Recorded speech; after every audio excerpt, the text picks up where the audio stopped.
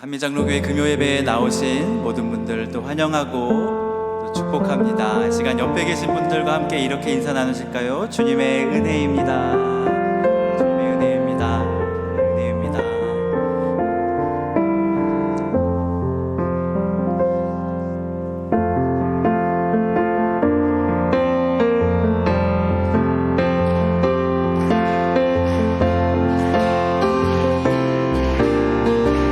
기도하자 우리 마음 아파요.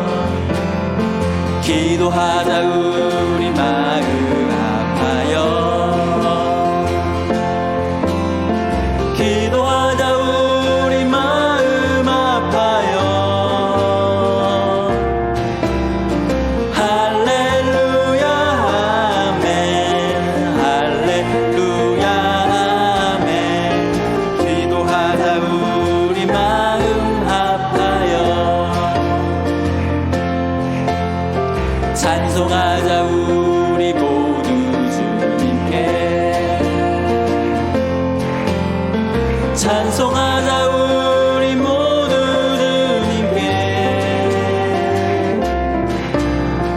할렐루야 아멘. 할렐루야 아멘. 찬송하자 우리 모두 주님께. 걸어가자 하늘 영광 저문을. 걸어가자 하늘 영광 저문을. 할렐루야 아멘. 할렐루야 아멘. 걸어가자 하늘 영광 저문을. 바라보자 주님 계신 천국을. 바라보자 주님 계신 천국을. 할렐루야 아멘. 할렐루야 아멘. 바라보자 주님 계신 천국을. 할렐루야 아멘. 할렐루야 아멘. 할렐루야 아멘. 바라보자 주님 계신 천국을. 할렐루야 아멘. 시간 자리에서 일어나셔서 힘차게 주님 찬양하며 나가겠습니다. 구주 예수 의지함이 심히 기쁜 일일세. 허락하심 받았으니 의심 아주 없도다. 예수 믿는 것은 받은 증거 많도다. 예수 귀한 예수 믿음 더욱 주소서. 구주 예수 의지하여 죄악 벗길세. 사울을 믿는 나의 맘을 그의 피에 적시네. 예수 믿는 것은 받은 증거 많도다. 예수 귀한 예수 믿음 더욱 주소서. 구주 예수 의지하여 죄악 벗어버리네. 안위 받고 영생함을 주께 모두 얻었네. 예수 믿는 것은 받은 증거 많도다. 예수 귀한 예수 믿음 더욱. 내가 매일 기쁘게 순례의 길 행함은 주의 팔이 나를 안보함이요.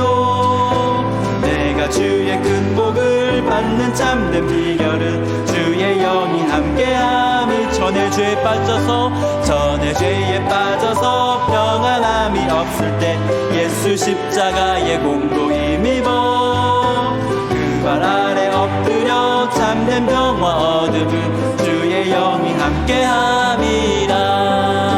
성령이 계시네 할렐루야 함께 하시네. 좁은 길을 걸으며 밤낮 기뻐하는 것 주의 영이 함께함이라.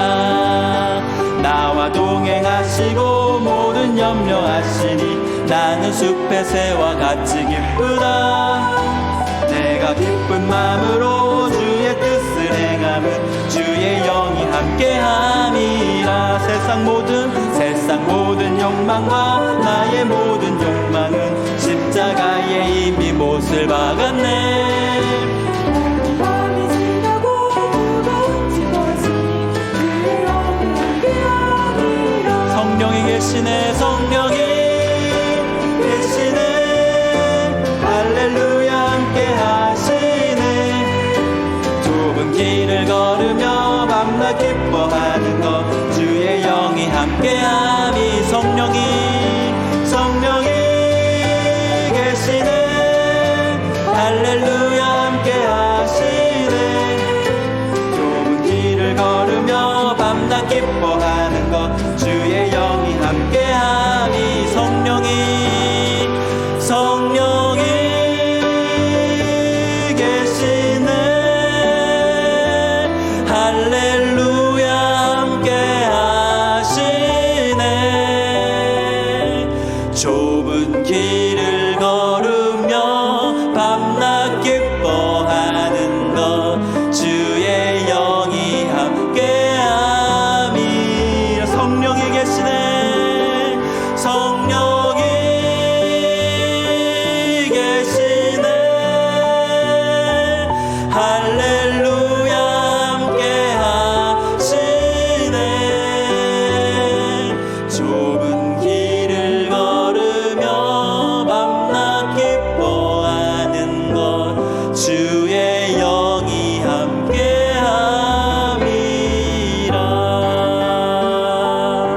할렐루야 할렐루야. 하나님께 영광의 박수 올려드리겠습니다. 자리에 앉으셔서 계속해서 찬양하며 나아갑니다.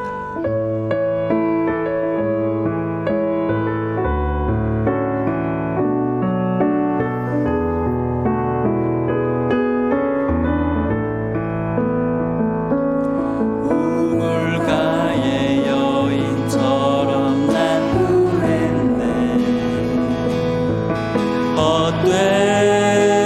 헛된 것들을 그때 주님 하신 말씀 내 세매와 생수를 마셔라. 많고 많은 사람들이 찾았었네. 헛된 것들을 주 안에 감추인 보배 세상 것과 난 비길 수 없네. 오 주님 채우소서. 나의 잔을 높이 듭니다. 하늘 양식 내게 채워주소서. 넘치도록 채워주소서.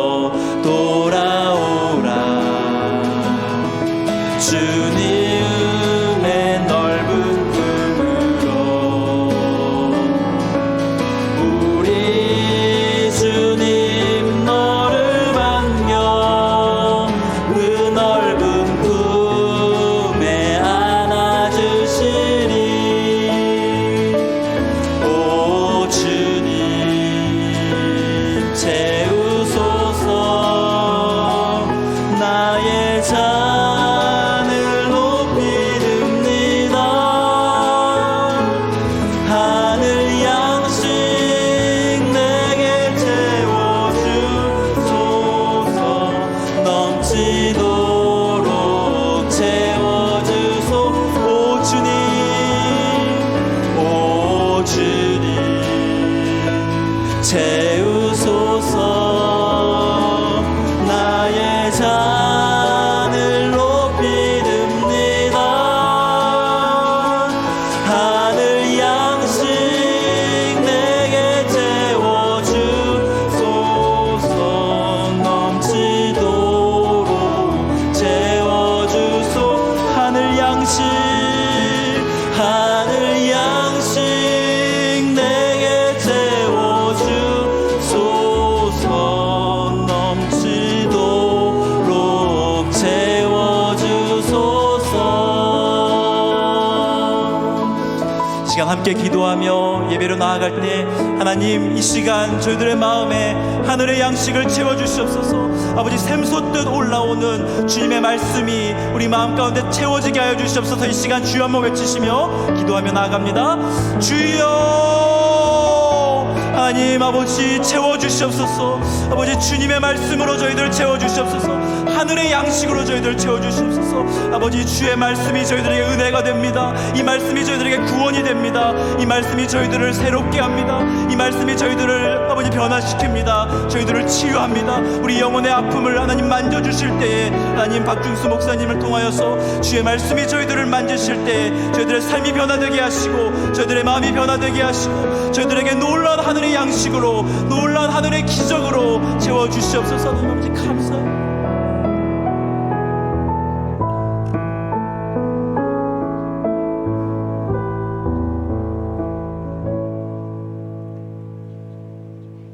나의 호흡이 되시고 나의 걸음이 되시며 나의 첫말이 되신 주님을 찬양합니다. 저희들이 겪고 있는 수치로 불안하고 낙심하며 외로움으로 저희들의 마음이 많이 약해져 있습니다. 하나님, 이 예배를 통하여 하나님의 위로와 용기를 받기 원합니다. 그리고 하나님의 돌봄을 체험하기를 원합니다. 주님, 찾아오셔서 우리를 어루만져 주시고 위로하여 주시고 힘을 더하여 주시옵소서. 예수님의 이름으로 기도합니다. 아멘. 오늘 말씀은 마태복음 11장 28절 말씀입니다. 다 같이 한 목소리로 읽겠습니다. 수고하고 무거운 짐진 자들아, 다 내게로 오라.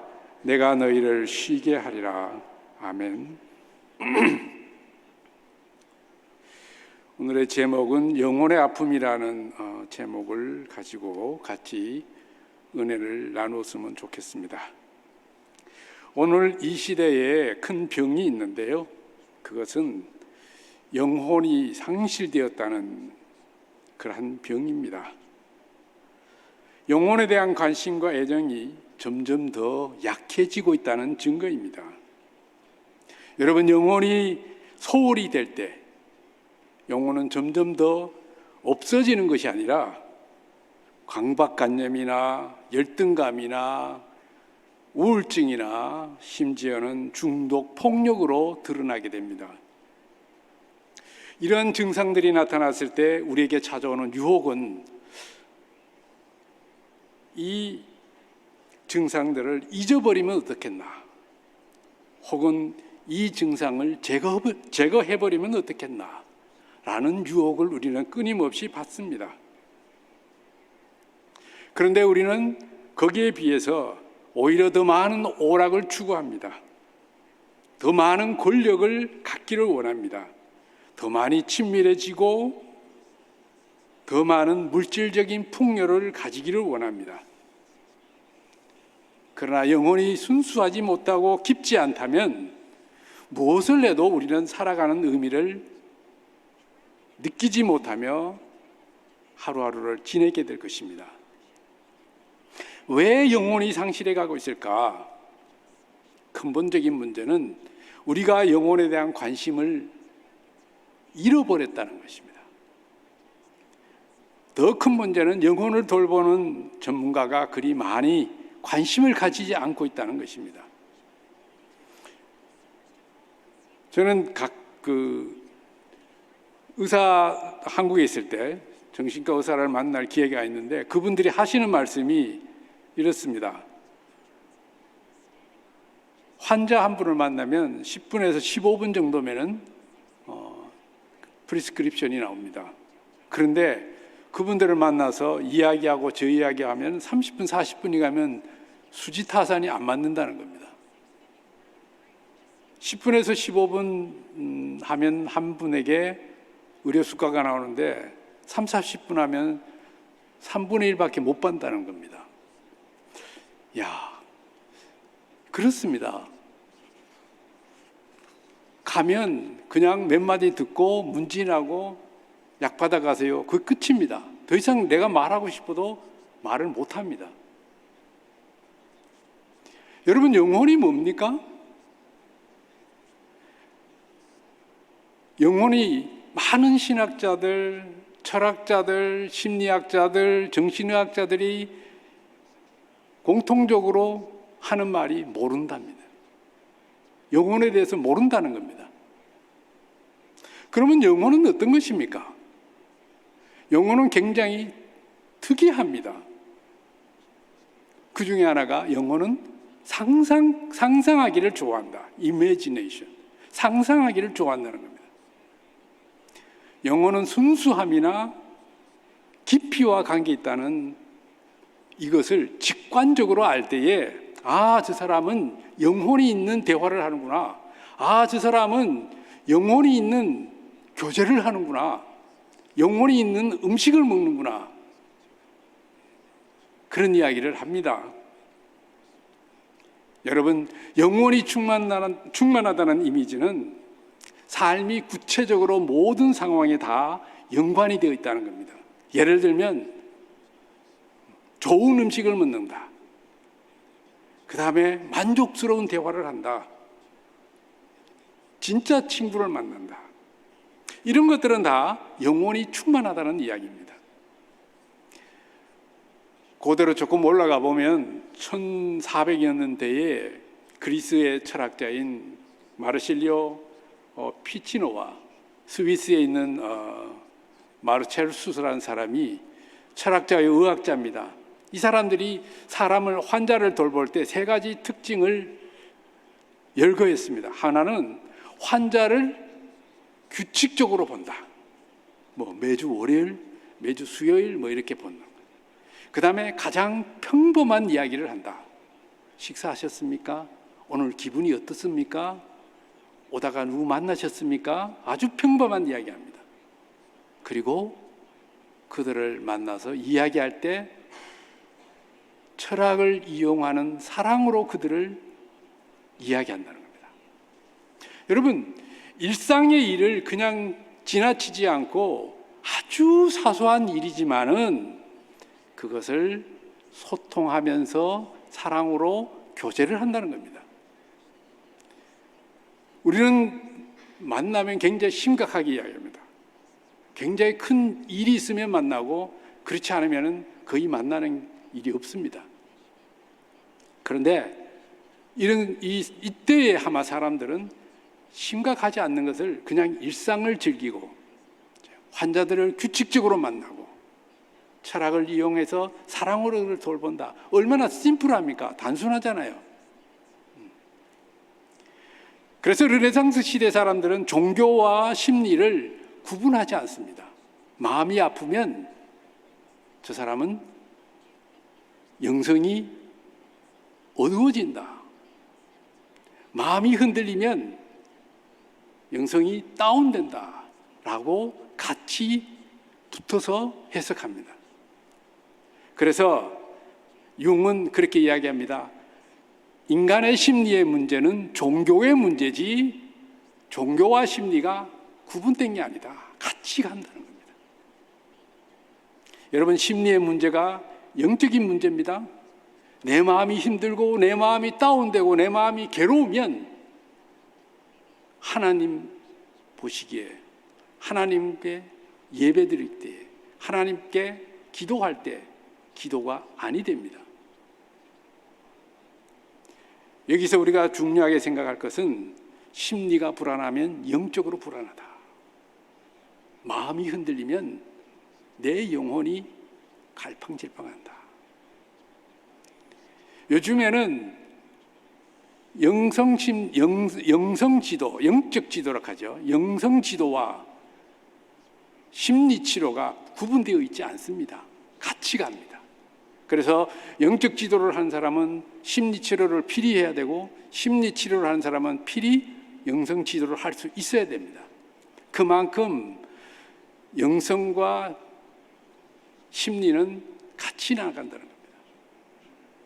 여러분, 영성에 대한 보편적인 이해가 뭡니까? 우리는 영성 많은 이야기를 합니다. 아, 저 사람 영성이 좋아, 저 사람은 영혼이 굉장히 충만해 라고 말하는데, 물어보면 몰라요. 잘 몰라요. 특히 교회 오래 다니시는 분, 하나님 잘 믿는다는 분 잘 몰라요. 당연하지요. 모를 수밖에 없지요. 그런데 영성에 대한 보편적인 이해는 자기 자신을 사랑하는 겁니다. 나 자신을 사랑할 뿐만 아니라 내가 속한 공동체를 사랑할 수 있어야 합니다. 그리고 내가 필요한 사람이 되는 것이 영성이 충만한 사람입니다. 더 나아가가지고 우리가 흔히 말하는 진선미, 진리와 선함과 아름다움이 있는 그 세 가지를 충만시킬 때 우리는 영성이 있다, 그렇게 말합니다. 기도 열심히 하고 성경 열심히 보고 남 돕는 것, 그것도 영성은 영성입니다.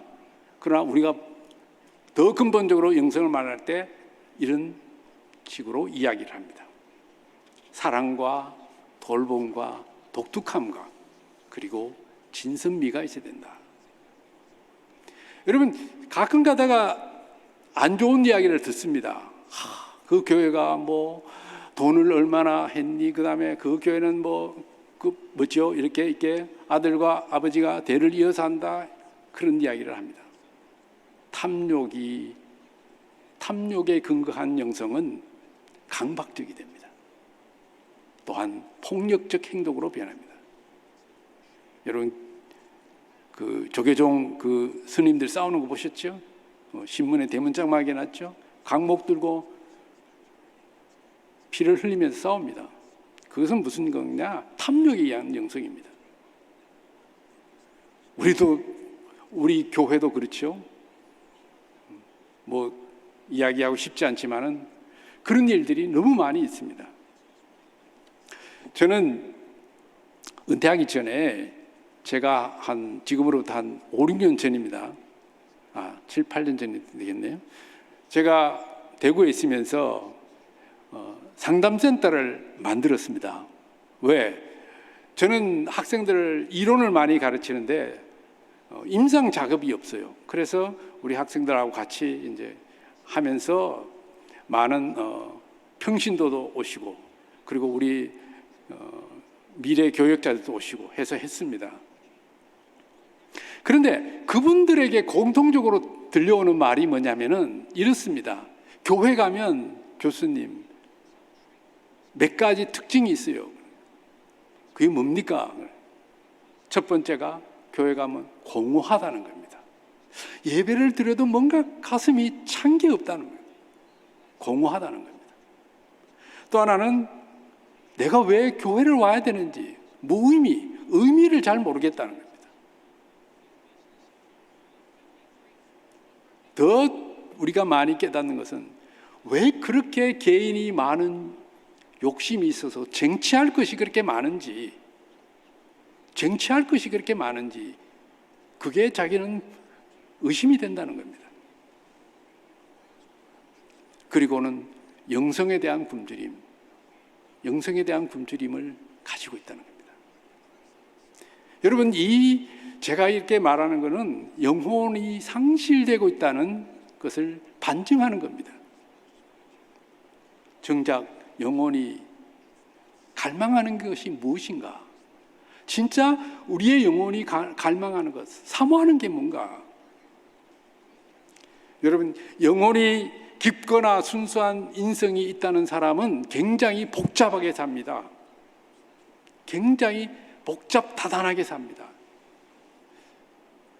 저는 그 신학교 있으면서 한국에 있을 때 공부할 때는 이렇게 생각했습니다. 아, 뭐 성경만 제대로 잘 보고 막 이렇게 좀 가끔가다 방언도 좀 해보고 또 가끔가다 사람 이렇게 기도해주면 뭐 좀 이렇게 넘어지기도 하고 뭐 그러면 뭐 교회 이렇게 만들면 많은 사람이 오겠지, 이런 이야기를 많이 들었습니다.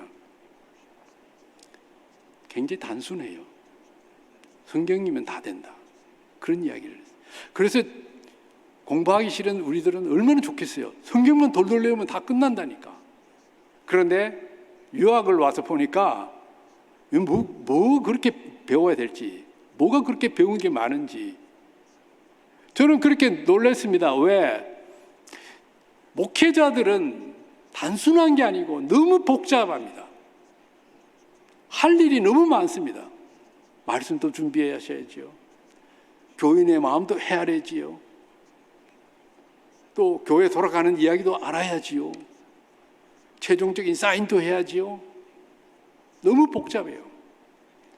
복잡한 게 나쁜 겁니까? 복잡한 게 나쁜 게 아닙니다. 복잡한 것이 정상입니다. 우리 삶에는 고통도 있고 기쁨도 있습니다. 성공도 있고 실패도 있습니다. 여러분, 예수 믿는다고 해가지고 맨날 좋은 일이 있고 맨날 아픈 일이 있습니까? 아닙니다. 좋은 일도 있고 슬픈 일도 있고 기쁜 일도 있고 땅을 치는 일도 있습니다.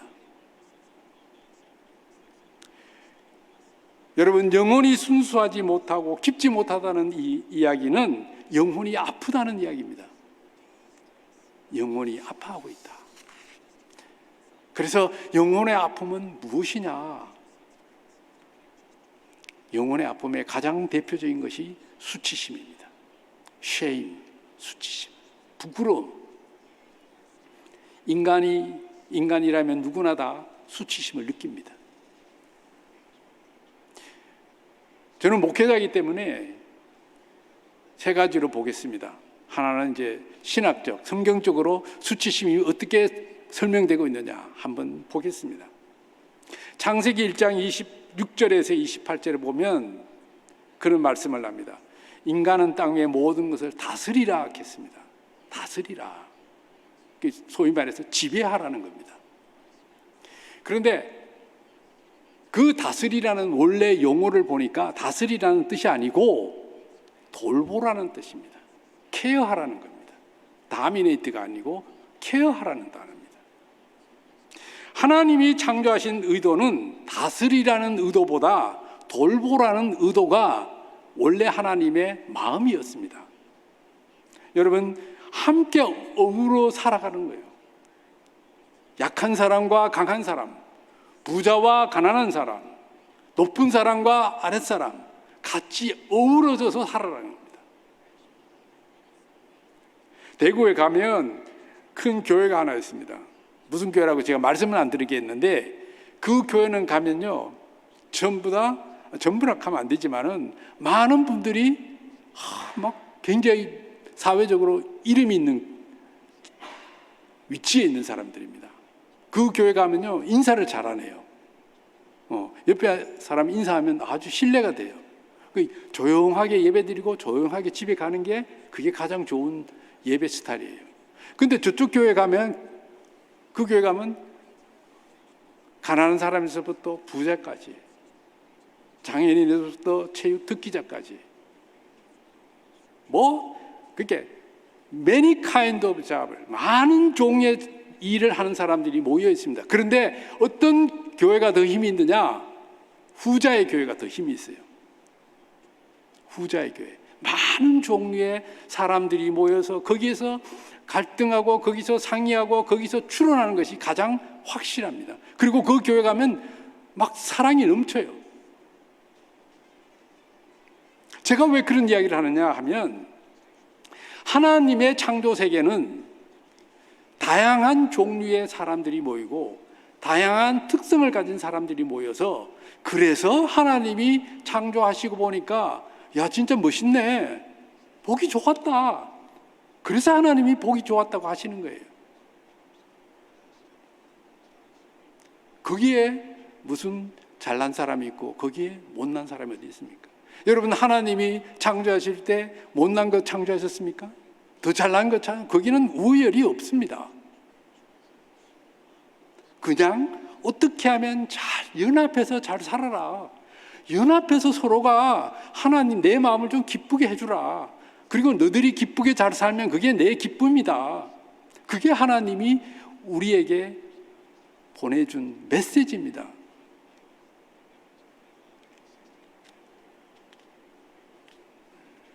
그래서 교회는 두 가지를 이렇게 했잖아요. 힐링이 이루어지는 거예요. 힐링. 교회 가면 주님이 다 깨끗하게 해줘요. 또 하나는 뭐냐? 교회는 헐팅, 상처를 주는 집단이라는 거죠. 이 힐링과 헐팅이 공존하는 동네가 교회라는 겁니다. 우리는 어떻겠습니까? 교회는 힐링만 이루어져야 돼. 헐팅은 절대로 안 돼. 내심은 헐팅이 이루어집니다. 그래서 교회 가면 힘 자랑도 하고요, 얼굴 자랑도 하고요, 돈 자랑도 하고요, 권력 자랑도 하고요, 자랑이 많은 동네. 그 교회는 정말 하나님이 좋아하실까요? 하나님의 나라는 하나님과 인간을 포함해서 모든 피조물이 어떻게 하든 하모니를 이루어라. 하모니를 이루어라. 하나님이 창조하신 모든 대상들은 자부심이 있습니다. 당당합니다. 그리고 한 개체 개체가 아주 소중합니다. 아주 소중합니다. 옛날에 우리 부흥 강사 선생님들이 하시는 말씀, 그죠? 천국에 면류관을 받으랍니까? 개털모자를 받으랍니까? 천국에 무슨 개털모자가 있고 면류관이 있습니까? 다 면류관이죠. 그 생각이 납니다. 하나님의 나라는 오직 독특함이 있다. 독특함이 있다. 우리 교회도 독특함만 있습니다. 누가 잘나고 누가 못나고 누가 부자고 누가 덜 부자고 이게 무슨 상관이 있습니까? 그래서 독특함이라는 것은 하나님의 창조의 열매고 하나님이 기뻐하는 기쁨이고 하나님의 아름다움입니다. 동산에서 일어난 인류의 대재앙이 급습한 후에 아담과 하와는 어떤 일이 벌어졌느냐? 자기 인식이 사라졌어요. 내가 누구인지 몰랐어요. 이게 자기 정체성을 잊어버리고 살았어요. 그러니까 마음대로 엉뚱한 일을 합니다. 더 나아가서는 부끄러우니까 숨겼어요. 수치심은 인간의 탐욕의 결과입니다. 내가 더 많은 것을 요구하고 더 많은 것을 성취하고 더 많은 것을 이루려고 하는 거기에는 수치심이 있습니다. 구약의 유명한 해석가인 학자인 본라드라는 사람이 그런 말을 했습니다. 아담과 하와가 금지된 과일을 먹고 난 후에 어떤 일이 벌어졌을까요? 영적인 부끄러움이 있었을 것이다. 영적인 부끄러움이 아니고 육체적인 수치심이 있었다. 왜? 벌거벗은 것을 보였기 때문에. 수치란 게 뭐냐? 인간 실존의 가장 깊은 곳에 있는 죄책감입니다.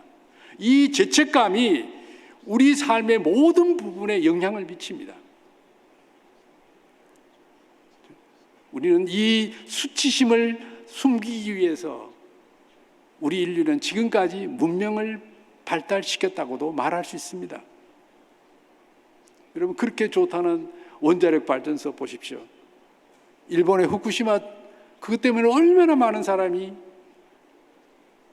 희생을 당했습니까? 그 전에 체르노빌은 어떻습니까? 이런 것을 보면 인간은 수치를 숨기려고 많은 문명의 작업을 벌이고 있다라고 말할 수도 있을 것입니다. 두 번째로는 수치심이 어떻게 발전됐을까? 심리학적으로 한번 보겠습니다. 코호시라는 분이 시카고 대학의 의대 정신의학과 교수인데요. 이분이 셀프 사이칼라지를 처음으로 이제 발전시켜서 최첨단의 정신분석학을 이루고 있습니다. 이분이 수치의 근원을 이야기를 합니다. 어떻게 근원을 이야기하느냐?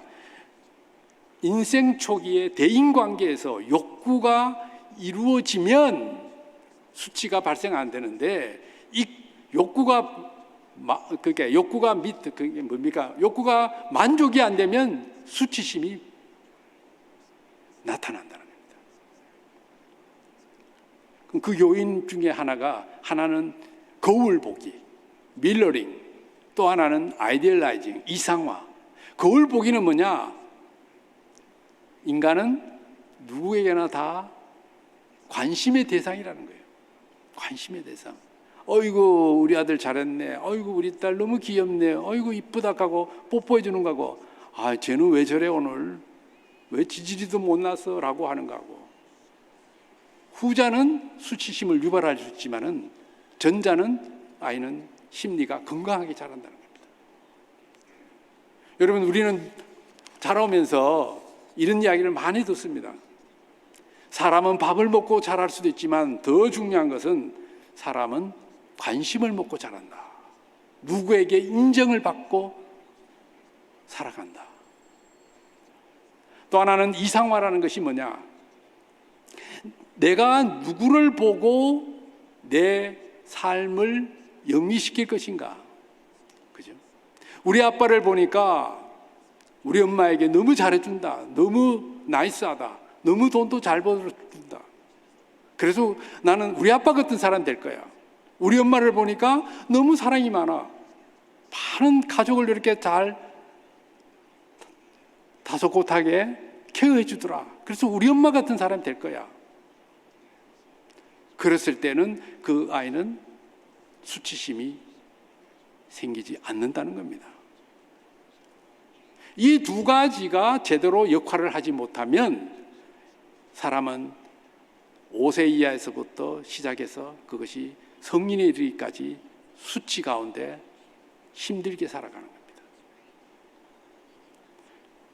여러분, 삶에서 이런 수치가 우리는 얼마나 많은 나쁜 일을 벌이는지 모릅니다. 수치가 많이 발전되면요, 불안합니다. 첫째로. 왜? 내가 내 자신을 믿을 수 없으니까. 내가 내 자신을 믿을 수 없으니까. 그리고 내가 내 자신을 누구에게 담대하게 나가지를 못합니다. 안녕하세요, 박중수입니다. 이래 못하고 수소문에 뭐 도망가고 빌빌 돌아다니고. 그게 수치심이 있는 사람입니다. 이 이상화와 미러링을 이루려면은 공감이 있습니다. 공감이 뭐냐? 쉽게 설명드릴게요. 제가 우리 고은 목사님의 마음을 알려면, 고은 목사님의 보는 것을 알려면은 제 안경으로 고은 목사님 보는 걸 몰라요. 고은 목사님은 고은 목사님이 쓰시는 안경이 있어요. 그 안경을 가지고 제가 봐야 고 목사님이 보시는 것을 제가 알 수가 있어요. 그죠? 그러니까 고은 목사님 입장에 들어가서 봐야 고은 목사님을 이해할 수 있는 거예요. 그게 공감입니다. 그게 공감이에요. 상대방 입장에 들어가서 이해를 할 때 그게 공감입니다. 여러분, 공감이 없으면 그 사람은 성숙하는 데 많은 힘이 듭니다. 그래서 공감은 삶의 필연적인 요인입니다. 삶에서 공감을 충분히 경험하지 못하면 늘 자기가 자신에 대해서 부족하고 늘 외로워하고, 나는 왜 이럴까? 나는 왜 이게 사는 게 내 삶이 맞아? 내가 잘 살고 있는 거야? 라고 끊임없이 자기 회의가 나타나는 겁니다. 수치심이 발달되면 주로 많이 벌어지는 것이, 나타나는 것이 우울증입니다. 우울증. 그리고 편집증도 나타난답니다. 강박장애. 가만 못 있어요. 뭔가를 해야 돼요. 가만 못 있는 사람 있죠. 뭔가를 일을 벌려야 돼요. 되든 안 되든. 강박충동. 완벽주의. 올라가지도 못하려면 맨날 보면서 기도 열심히 하는 사람들. 완벽주의. 이게 수치심의 전형적인 사례입니다. 더 나아가가지고 수치심의 극단적인 나쁜 열매가 뭐냐? 자살입니다. 자살. 수치심이 발달되면 우울증이 발달되죠. 우울증이 점점 깊어지면 자기도 모르게 욱합니다. 제가 우리 학생 중 한 학생을 상담을 설교 시간에 상담 이야기하면 안 되는데 우리 상담한 예가 하나 있습니다. 그 친구는 제가 만나기 전 한 8년 전에 우울증이 왔어요. 우울증 걸린 지가 2년 만에 약을 먹기 시작했어요. 저한테 왔을 때는 근 우울증이 끝나기 한 2년 전이니까 꽤 오래됐지요.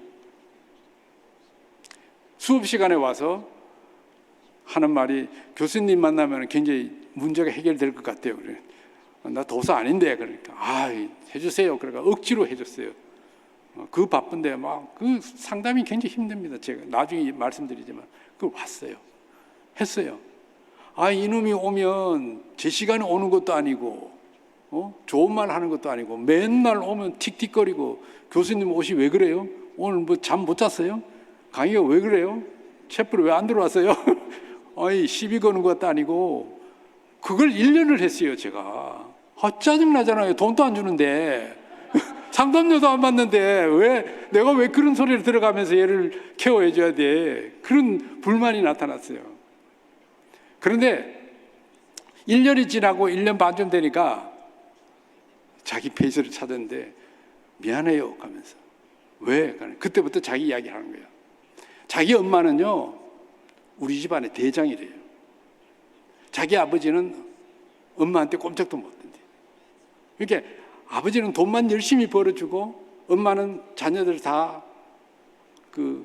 돌봐주는데 가장 무서운 엄마가 자기 엄마인데 가장 무서운 사람이 자기 엄마인데 엄마가 그렇게 무섭대요.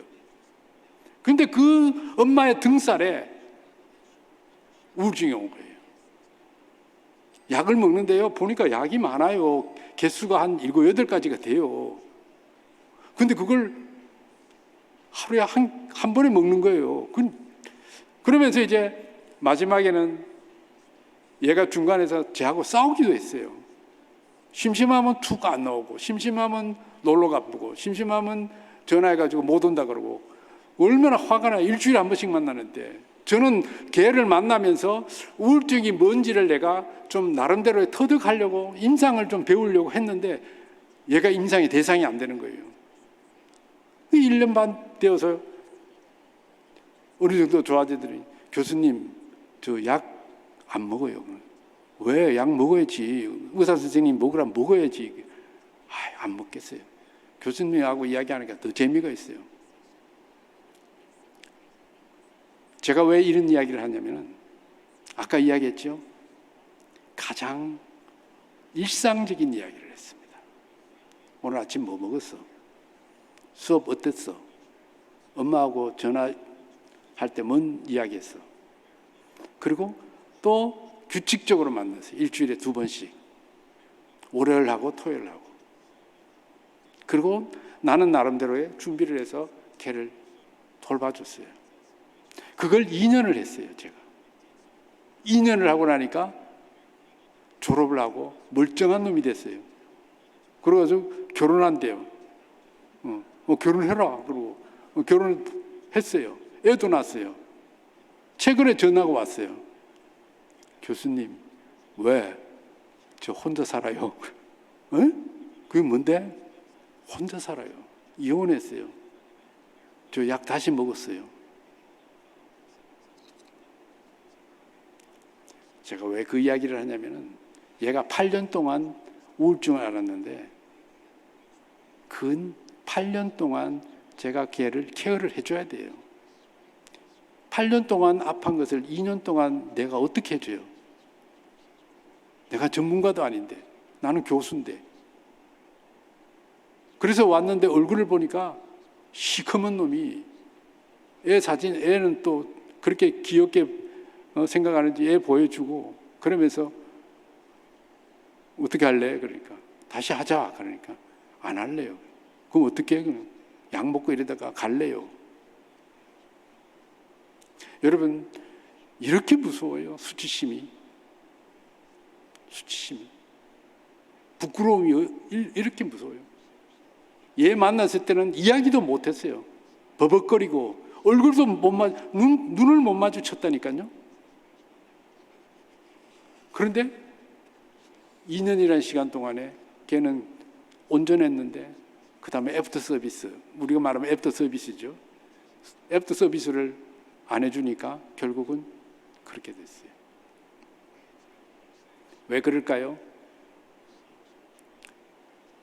걔에게는 충분한 시간이 필요한데 그 시간을 못 만들어줬어요. 여러분, 모든 질병이 다 그런 건 아닙니다만, 제가 알기로는 우울증을 보면 자기가 아픈 횟수만큼은 상담을 받아야 되겠더라고요. 2년을 아팠으면 2년 동안 꼼짝 말게 받아야 됩니다. 상담이 뭐 나쁜가요? 저는 안 나쁘다고 생각해요.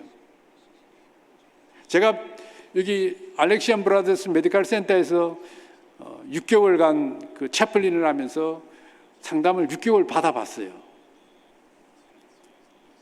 제 받은 소감은 너무너무 좋았어요. 나의 본래 과거의 아픈 점을 그때 처음으로 이야기했어요. 처음으로 고백했어요. 내 마음은 그야말로 깃털처럼 그렇게 가벼울 수가 없었어요. 정말로 자신 있었어요. 뭐라도 할 수 있었어요. 교수가 된 후에도 나는 조금도 부끄러워하지 않았어요. 왜? 내가 내 자신에서 자유로우니까. 나는 수치심이 많았어요. 뭐 우리 엄마, 우리 아버지가 뭐 니는 대학에 가는데 의대를 가야 된다, 약대를 가야 된다, 수도 없이. 나는 의대, 약대하고 관계없는 사람입니다. 수학은 제로입니다. 먹고 살기 위해서, 나를 살리기 위해서 보냈는데 그 수치심이 얼마나 컸어요. 근데 6개월 동안 저는 한번 받아봤어요. 일주일에 3번씩. 그분에게 공짜로 받았어요. 돈 내라 그러면 돈을 내라 그러더라고요. 돈을 어떻게 네 알아서 내라 하더라고요. 알아서 내는 게 얼마나 무서워요. 100불 내야 될지 200불 내야 될지 모르잖아요. 알아서 내라고. 어떤 데는 1불도 내고 어떤 데 코인도 내기도 하고 뭐 그랬어요. 근데 그분이 그걸 다 모아가지고 제가 한국으로 돌아갈 때 이 디파짓을 해야 될 거 아니에요. 디파짓을 해야 내 어카운트에 돈이 나갈 거 아니에요. 돈이 그대로 있는 거예요. 그래서 야, 참 고마운 분이구나. 뭐 돈을 안 받아서 고마운 분이 아니고 나를 다시 알게 해줘서 고마운 분이구나. 여러분, 수치심은요, 예측할 수가 없어요. 예측할 수가 없어요. 수치심은 내일이라는 게 없어요. 지금이 불안한 시간이에요. 지금이 불안하기 때문에 전전긍긍 불안하면서 살아가는 사람이 수치심에 질린 사람이에요. 사람은 변화되는 거 싫어합니다. 여러분, 변화하는 거 굉장히 힘듭니다. 그런데 변화는 해야 돼요. 어떻게 변화되느냐? 지금의 사이클을 돌려야 돼요. 그 영어로 말하면 브레이크 사일런스, 침묵을 깨야 된다는 거예요. 침묵을 깨야 된다. 지금의 현 상태를 깨어야만 수치심이 제대로 확 하고 나갈 수 있다는 거예요. 사람은요, 사회적 존재입니다. 사회적 존재라는 말은 사람은 말을 상대방과 이야기해야 자기가 자유스러운 거예요. 내가 말을 못하고 내 혼자 꽁하게 있으면 미칩니다. 그런데 상담을 하면 그렇게 마음이 가벼워져요. 깃털처럼 가벼워져요. 그때 용기가 생기고요, 힘이 생기는 거예요. 브레이크 사일런스. 이게 가장 중요한 치유의 한 방법입니다. 치유의 한 방법. 그러려 하니 듣는 사람이 얼마나 힘드시겠어요. 우리 목사님 계시지만은 목사님들은요, 상담하면 안 돼요. 왜? 스트레스가 너무 많아요. 그걸 다 들어서 자기 걸로 만들려면은 안 그래도 하실 일이 많은데 상담하면 안 돼요. 저는 그렇게 생각해요. 저는 그렇게 생각해요. 그 역동이 자기한테 오면 이 역동을 또 뽑아내야 될 거 아니에요. 누구에게. 그러면 자기 슈퍼바이저한테 가야 되는 거예요. 슈퍼바이저한테 가서 또 자기의 아픔을 이야기해 줘야 돼요. 이게 돌고 도는 거예요. 여러분, 신뢰할 수 있는 분에게 자기 생각을 표현할 수 있어야 돼요. 신뢰할 수 있는 분. 누가 되겠습니까? 전문인이 되겠죠. 잘못 친구한테 이야기하면 어떻게 됩니까? 큰일 납니다. 그래서 전문용어로 비밀을 지켜줄 수 있는 사람에게 상담을 해야 된다. 비밀을 지켜줄 수 있는 상담을 해야 된다. 저도 목사지만은 목사는 듣는 걸 힘들어 하십니다. 말하는 걸 좋아하십니다. 목사님들은. 그게 그래서 자기 그 말을 함으로써 굉장히 많은 치유가 되고 또 많은 힘을 얻을 수 있습니다. 그래서 목사님들은 오래 사시고 건강하시잖아요. 진짜로. 두 번째로는 어떻게 치유를 할 것인가? 하나님에 대한 이해가, 바른 이해가 있어야 된다. 하나님에 대한 바른 이해. 여러분, 그렇지 않은 신앙이 생명보다 귀할 때가 있습니다. 신앙의 힘이라는 것은 하나님을 신뢰할 때 시작되는 겁니다. 우리가 보셨죠? 아브라함이 신앙이 좋은 게 아닙니다. 하나님이 신앙이 좋으셨어요. 하나님이 아브라함을 손을 잡고 끝까지 자기 아들 번제를 드릴 때까지 하나님이 아브라함을 데리고 다녔어요.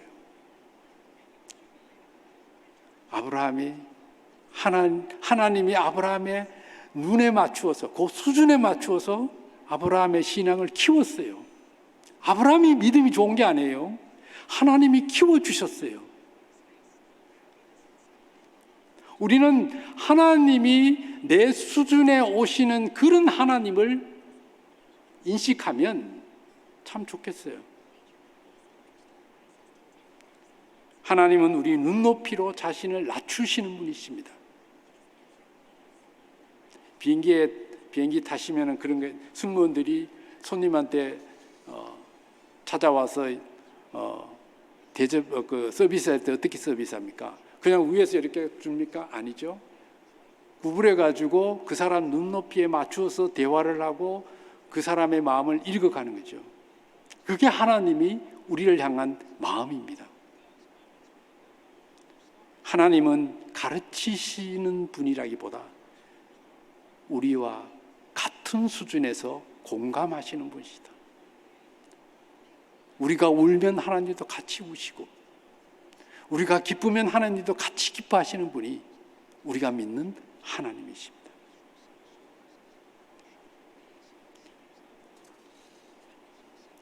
마지막으로 우리 수치심에 있는 사람들은 자기 자신을 사랑해야 됩니다. 이거는 그거 뭐 사랑할 줄 모르나요? 그래도 강제로 사랑해야 됩니다. 무조건적으로 사랑해야 됩니다. 수치심이 있는 사람의 가장 큰 장애물은 자기 자신을 늘 비하시킵니다. 나는 이 정도밖에 안 돼. 나는 이런 사람이야. 나는 못해. 내가 뭔 능력이 있다고. 천만에. 목사님 다른 분 선택하세요. 다른 분 이야기해 주세요. 저는 못합니다. 그게 수치심이 가진 사람의 특징입니다. 끊임없이 나는 가치가 없는 사람입니다. 나는 정말로 능력이 없는 사람이라고 말합니다. 여러분, 사랑이 뭡니까? 자신과 이웃의 정신적인 면을 보살펴주는 것이 사랑이고, 영적인 성장을 확장시켜주는 의지가 사랑입니다. 사랑은 그냥 제가 하고 싶어서 사랑하는 게 아닙니다. 사랑은 진실로 내 의지가 담겨 있는 행동이 사랑입니다. 그런 면에서 봤을 때는 내가 내 자신을 사랑할 수 있어야 합니다. 그래서 수치심에서 자유로울 수 있습니다. 못해요? 그러면 다음에 어떻게 해야 되냐? 둘째로 무조건 자기 자신을 받아들여라. 무조건 자기 자신을. 조건을 따지지 말고 나를 받아들이라는 거죠. 여러분, 화장실에 가서 큰 거울 앞에서 얼굴을 보면 이렇게 한번 이야기해 보세요. 나는 나 자신을 사랑하고 날 무조건 받아들일 거야. 나는 나 자신을 사랑하고 나는 나를 무조건 받아들일 거야. 이거를 10번만 이야기해 보세요. 어떤가? 처음에는 쑥스럽지요? 2번, 3번 해보세요. 그 다음에 자기도 모르게 가슴이 뭉클합니다. 5, 6번 되면 웁니다. 왜요? 내가 그만큼 내 자신을 덜 사랑하고 있거든요. 부정적인 감정을 빨리 드러내고 빨리 바깥으로 몰아치는 것, 이것이 바로 나 자신을 사랑하는 겁니다. 사랑하는 교우 여러분, 우리는 이 수치심이 신앙이 좋으면 없는 줄 알았는데 신앙이 좋으면 더 많아져요. 참 이상해요. 왜 그럴까요? 하나님을 제대로, 정확한 하나님을 몰라서 그럴 거라고 저는 생각합니다. 로마서 8장 28절에 보면 그렇게 말씀하시지요. 우리가 알거니와 하나님을 사랑하는 자는 곧 그 뜻대로 부르심을 받은 자들에게 모든 것을 합력하여 선을 이루신다. 하나님은 선을 이루시기 위해서 우리 속에 일하고 계십니다. 선을 이루기 위해서. 그래서 우리는 끊임없이 내 자신을 하나님 앞에 고백하고 끊임없이 하나님 앞에 내 자신이 정직하게 나갈 때에 나는 수치심에서 자유로울 수가 있습니다. 수치심은 우리의 영혼을 가장 힘들게 하는 아픔입니다. 수치심은 우리를 끊임없이 하나님과 관계에서 멀어지게 하는 것이 수치심입니다. 우리의 본래 목적은 뭡니까? 하나님과의 연합입니다. 그 연합을 계속 잘라내는 것이 수치심입니다.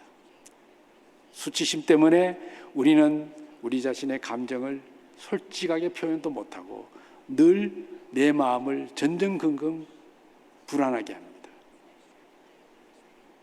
오늘 제가 이야기할 수 있는 가장 중요한 것은 수치심이 어릴 때부터 시작된다.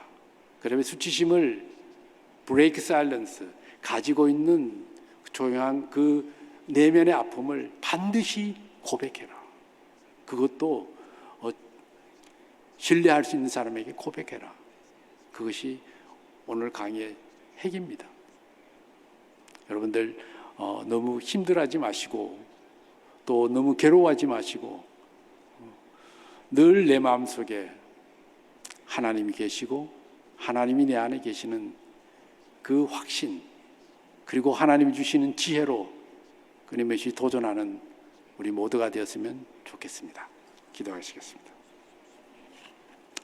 하나님 아버지, 감사합니다. 우리의 삶 속에서 많은 아픔이 있지만 그 중에 수치심이 우리의 삶을, 우리의 자존심을, 우리의 존재 자체를 뒤흔드는 나쁜 요인임을 저희들이 알았습니다. 하나님, 원합니다. 저희들에게 지혜를 주시고 저희들에게 용기를 주시고 저에게 힘을 주셔서 이 수치의 고리에서 자유하게 해주시고 이 수치의 고리에서 우리를 새롭게 할 수 있는 힘을 허락하여 주시옵소서. 그래서 하나님 보시기에 조금도 부족하지 않고, 조금도 힘들어하지 않고, 조금도 어려움 당하지 않는 저희들 자신이 되게 축복하여 주시옵소서. 예수님의 이름으로 기도하옵나이다. 아멘. 이 시간 자리에서 일어나셔서 찬양하시고 담임 목사님 축도로 예배 마치도록 하겠습니다. 마음속에 근심 있는 사람 주 예수 앞에 아뢰어라. 슬픈 마음 있을 때에라도 주 예수께 아뢰라. 주 예수 앞에 아뢰어라. 주 우리의 친구니 무엇이나 근심하지 말고 주 예수께 아뢰라. 눈물 나며 깊은 한숨 쉴 때 주 예수 앞에 아뢰어라. 은밀한 죄 내게 있더라도 주 예수께 아뢰라. 주 예수 앞에 아뢰어라. 주 우리의 친구니 무엇이나 근심하지 말고 주 예수께 아뢰라. 괴로움과 두려움 있을 때 주 예수 앞에 아뢰어라. 내일 일을 염려하지 말고 주 예수께 아뢰라. 주 예수 앞에 아뢰어라. 주 우리의 친구니 무엇이나 근심하지 말고 주 예수께 아뢰라. 죽음 앞에 겁을 내는 자여 주 예수 앞에 아뢰어라. 하늘나라 바라보는 자여 주 예수께 아뢰라. 주 예수 앞에 아뢰어라. 주 우리의 친구니 무엇이나 근심하지 말고 주 예수께 아뢰라.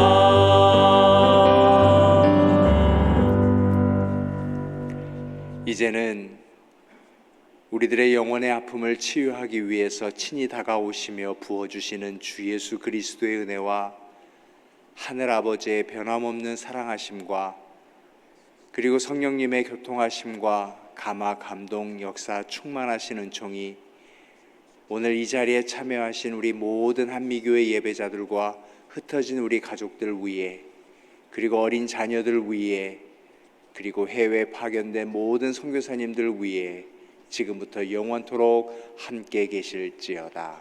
아멘.